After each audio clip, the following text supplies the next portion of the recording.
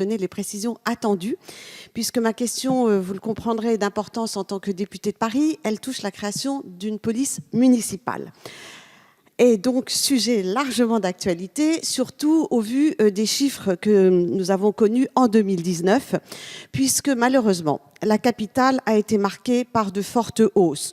Plus 12% de vols, plus 15% de destruction et de dégradation, plus 7% de violence, plus 20% d'outrages et violences sur personnes dépositaires de l'ordre public, plus 7% des crimes et délits contre des mineurs, plus 15% de port d'armes prohibées.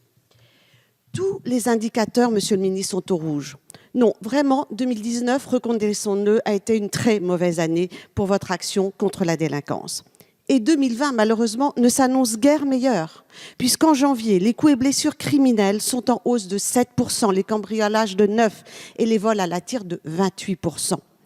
Face à la délinquance en nette augmentation, la présence de la police dans nos rues est plus que jamais nécessaire.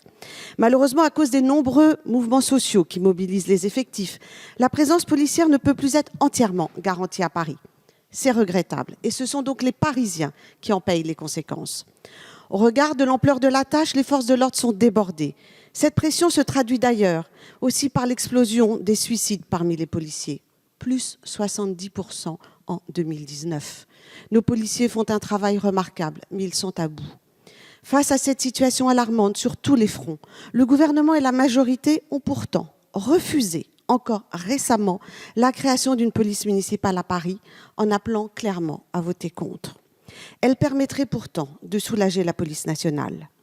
Le dogmatisme et l'intérêt électoral l'ont malheureusement emporté sur l'intérêt général.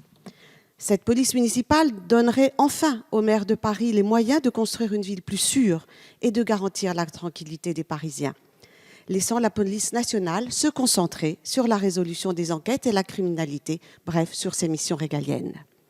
Alors, Monsieur le ministre, face à ce bilan de 2019, pouvez-vous me dire comment le gouvernement, très concrètement, compte être aux côtés des Parisiens en 2020 en les privant de police municipale? Quand comptez-vous enfin, comme les Républicains vous le demandent depuis longtemps, permettre la création d'une police municipale armée à Paris? Je vous remercie. Merci, Monsieur le Ministre. Oui, merci Monsieur le Président, Mesdames, Messieurs les députés. Madame la députée Brigitte Kuster, effectivement, j'excuse l'absence du ministre de l'Intérieur, mais le gouvernement est représenté ici au banc.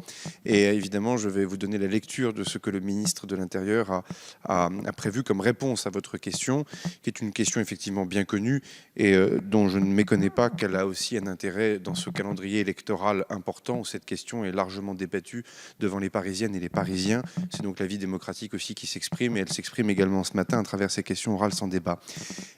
Pour commencer la lecture du propos, mais ça rejoindra à cette loi engagement et proximité qui a été votée par le Parlement, dont j'étais le ministre politiquement responsable au banc. Vous avez fait référence à un amendement qui visait à aligner les pouvoirs de police des agents de la ville de Paris chargés d'un service de police sur le droit commun des agents de la police municipale. Donc si on est précis et rigoureux, ce n'était pas un amendement qui d'ailleurs était porté par le groupe socialiste essentiellement, qui visait à créer ou à instituer une police municipale à Paris, mais c'était véritablement un alignement statutaire et qui était pour moi déjà à l'époque compliqué, le ministre de l'Intérieur l'a confirmé, par un simple amendement de faire un alignement simpliste en bien des points en la matière. Cela posait des questions en matière de formation, d'armement, de carte professionnelle, de relations avec le parquet ou encore même d'articulation avec la police nationale. Et je vous avais d'ailleurs aussi indiqué au nom du gouvernement qu'un travail s'engagerait autour des ministres Castaner et Nunez avec la rédaction du livre blanc sur la sécurité intérieure qui devrait permettre d'aborder ces sujets. Et si je peux me permettre, Madame la députée, pour Paris, mais pas que pour Paris, puisque la question du continuum de sécurité avec les polices municipales est posée aussi à d'autres endroits dans notre pays. Deux autres points par rapport à cet amendement aussi, parce que votre question est précise.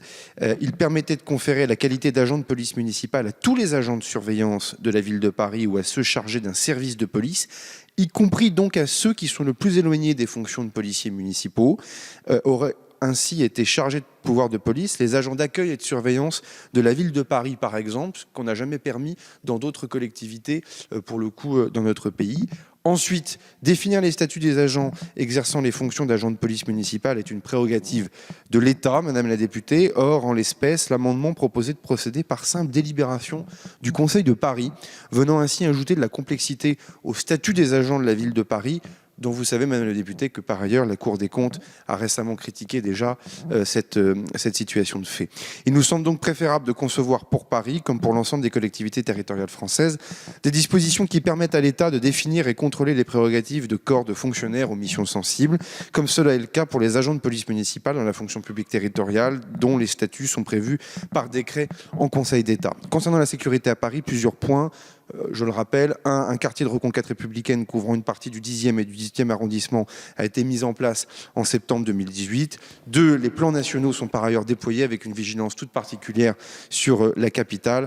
Mais le ministère de l'Intérieur est à votre disposition pour communiquer ces différents chiffres. Très brièvement, Madame Kuster, parce que la règle, Oui. c'est les 6 minutes. Vous avez fait la plupart de votre réponse axée sur le problème d'un amendement qui avait été en effet déposé par le groupe socialiste.